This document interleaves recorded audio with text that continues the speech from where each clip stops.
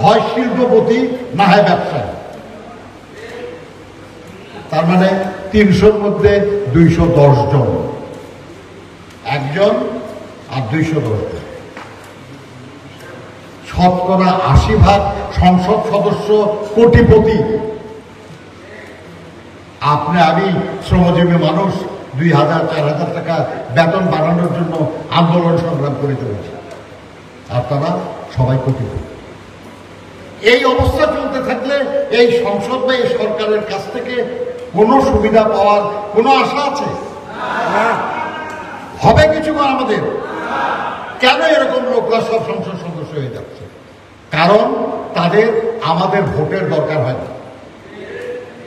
যদি আমাদের ভোটের দরকার হতো তাহলে তো আমরা এমন লোককে ভোট দিতাম যে আমার পক্ষে কথা বলবে, যে আমার পক্ষে কাজ করবে। তো সেরকম পরিস্থিতি তৈরি করতে হলে তো আমার সেই ভোটের অধিকারটা আমাকে অর্জন করতে হবে। ওটা না করা পর্যন্ত তো আমি এই পরিবর্তন করতে পারবো না। আর সেই কাজটা কি শুধুই শ্রমিক দলের পক্ষে সম্ভব হবে? আরো শ্রমিকদের ঐক্যবদ্ধ করা লাগবে এবং রাজনৈতিক দলগুলি যারা আমার এই অধিকার ফিরিয়ে দিতে চায় তাদেরকে শক্তিশালী করতে হবে, তাদেরকে সহযোগিতা করতে হবে এবং এই লড়াই করে আমাদেরকে বিজয়ী হতে হবে। আজকে দেশের একটি বেগম খালেদা জিয়া অসুস্থ, তারেক রহমান সাহেবের নেতৃত্বে সারা দেশে গণতন্ত্র পুনঃপ্রতিষ্ঠার, ভোটের অধিকার পুনঃপ্রতিষ্ঠার এবং জনগণের অধিকার পুনরায় অর্জনের যে লড়াই করছে, এই লড়াইটাকে আমাদের এগিয়ে নিতে হবে, এই লড়াইটাকে আমাদের শক্তিশালী করতে হবে এবং বিজয় অর্জন করতে হবে। না হওয়া পর্যন্ত আমাদের কোনো সমস্যার সমাধান নাই। আজকের এই কর্মশালায় বসে আমরা সেই বিষয়টা আলোচনা করব, আপনাদের মতামত নেব যে কিভাবে এটা সম্ভব, আমরা বিএনপিকে কিভাবে সহযোগিতা করতে পারি এবং তার পথে কোনো বাধা থাকলে সেটা কিভাবে দূর করতে পারি, কিভাবে আরো সমঝোতা কাছাকাছি করা যায়। এই ব্যাপারে কি দোষ আমাদের শুধু, না বিএনপিরও কিছু আছে? যদি থাকে আমরা সেগুলো জানার চেষ্টা করব। আমাদের সংগঠনকে আমরা কিভাবে আরো শক্তিশালী করতে পারি, কারণ আপনি যদি আমাকে সহযোগিতা করতে চান, ধরেন আমি পড়ে গেছি, আমাকে আপনি তুলতে চান, আপনার নিজের গায়ে যদি বল না থাকে আপনি আমাকে তুলতে পারবেন? পারবেন নাকি? তাহলে আপনার গায়ে বল যদি বাড়ে তাহলে না আপনি আমাকে তুলতে পারবেন। তাহলে আমরা যদি কাউকে সহযোগিতা করতে চাই তাহলে আমাদেরও তো শক্তি বৃদ্ধি করা দরকার। তাহলে শ্রমিক দলের শক্তি কিভাবে আরো বৃদ্ধি করা সম্ভব, কি দুর্বলতা আমাদের কিভাবে আরো বৃদ্ধি করা সম্ভব, এই নিয়েও আপনাদের মতামত আমরা চাই।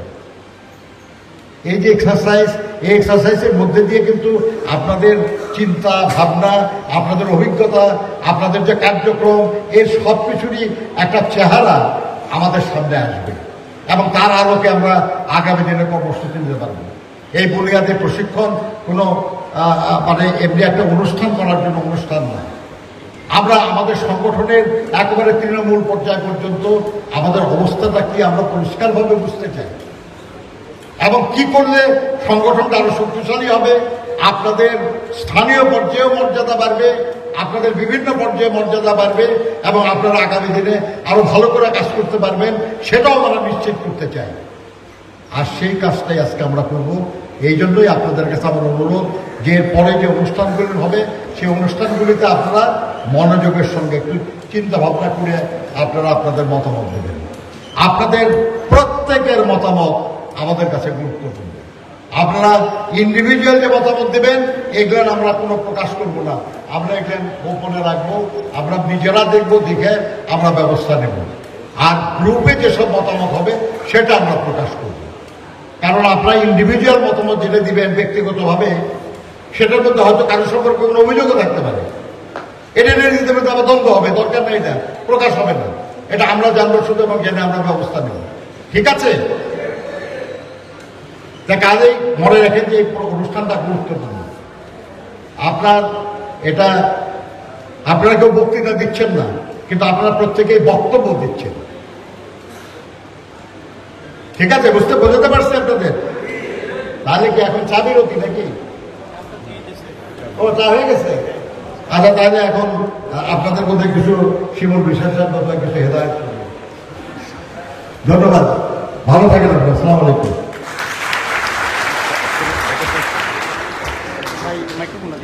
ধন্যবাদ আমাদের অভিভাবক জনাব নজরুল ইসলাম স্যার।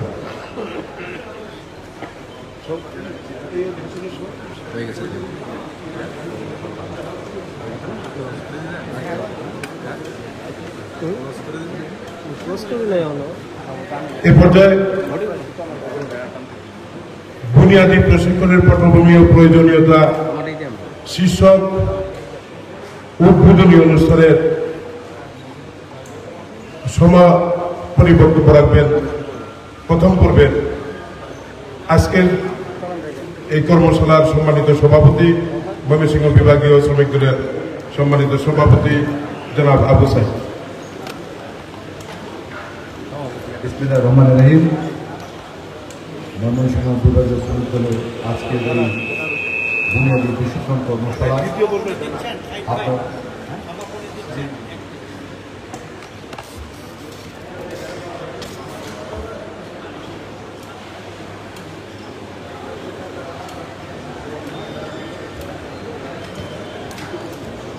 কর্মসূচি যেভাবে সাজানো হয়েছে সেইভাবেই চলবে।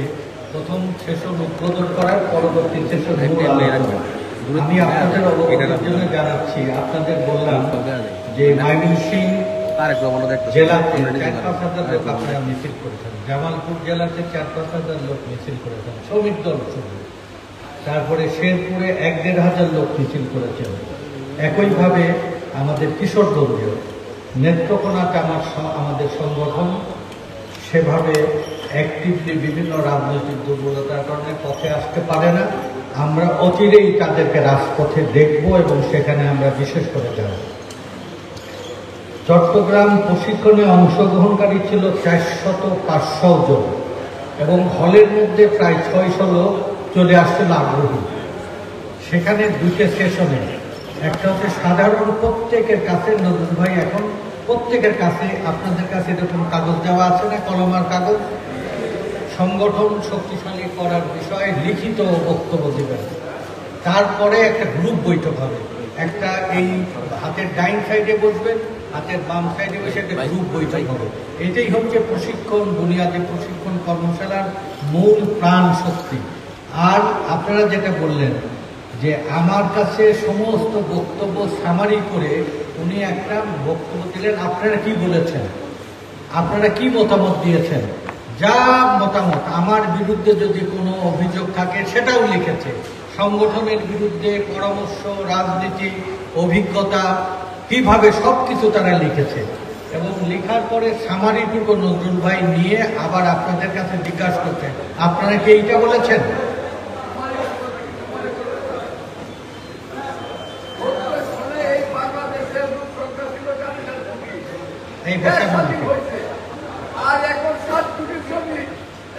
আচ্ছা, ওনাকে একটু বসতে পারেন।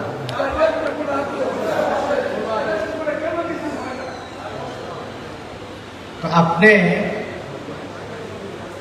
আপনাদের এই 650 লোকের মিটিংয়ের 450 লোকের লিখিত বক্তব্য ছিল। 450 লোকই কেউ 3 পাতাও লিখছে, অভিযোগ লিখেছে, পরামর্শ লিখেছে, তারপরে সংগ্রামের কর্মকৌশল লিখেছে এবং সব শেষে নজরুল ভাই 2টে ফাইল বন্দি করে আমার হাতে দিলেন যে এর প্রত্যেকটা বক্তার বক্তব্য আপনি নিজে পড়বেন, ব্যক্তিগতভাবে পড়বেন এবং এই বক্তব্যের গোপনীয়তাটা আপনি সুরক্ষা দিবেন।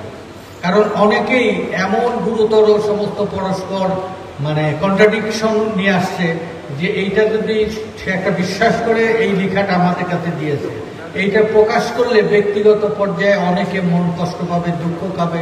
এবং এরকম একটা ভদ্রলোক আমাদের শ্রমিক নেতা, উনি নেত্রকোনার বিষয়ে একটা অভিযোগ যে কেন হয় না, উনি পরামর্শ দিতে ছুটলেন।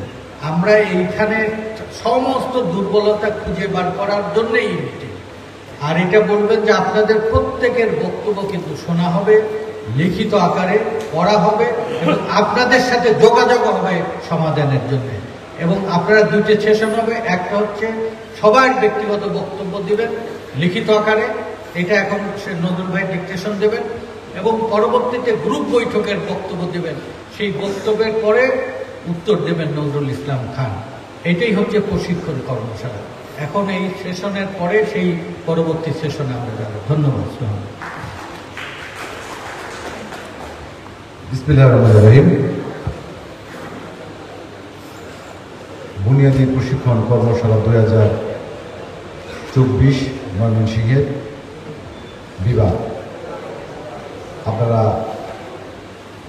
আমাদের প্রিয় নেতৃবৃন্দুর বক্তব্য ধৈর্য সহকারে শুনেছেন, সেজন্য আমার ব্যক্তিগত পক্ষ থেকে ময়মনসিংহ বিভাগীয় শ্রমিকদের পক্ষ থেকে জানাই সকলকে শুনেছি। বক্তব্য দেওয়ার কিছু নেই, দ্বিতীয় পর্ব শুরু হবে। আপনারা যেভাবে ধৈর্য সহকারে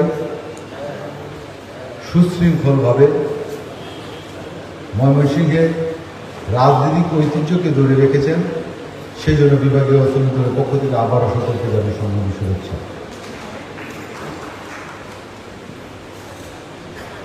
রাজনৈতিকভাবে সমৃদ্ধ ময়মনসিংহ, বৃহত্তর ময়মনসিংহ, এ এলাকারই আপনারা সন্তান। আপনারা ময়মনসিংহের সম্মান রক্ষা করবেন, এই আশাবাদ ব্যক্ত করে সকলকে শুভেচ্ছা জানিয়ে এই প্রথম পর্বের আমি সমাপ্তি ঘোষণা করছি। ধন্যবাদ সকলকে। শহীদ রাষ্ট্রপতি জিয়াউর রহমান অমর, দেশনেত্রী বেগম খালেদা জিয়া জিন্দাবাদ, তারুণ্যের অহংকার তারেক রহমান জিন্দাবাদ। সকলকে ধন্যবাদ।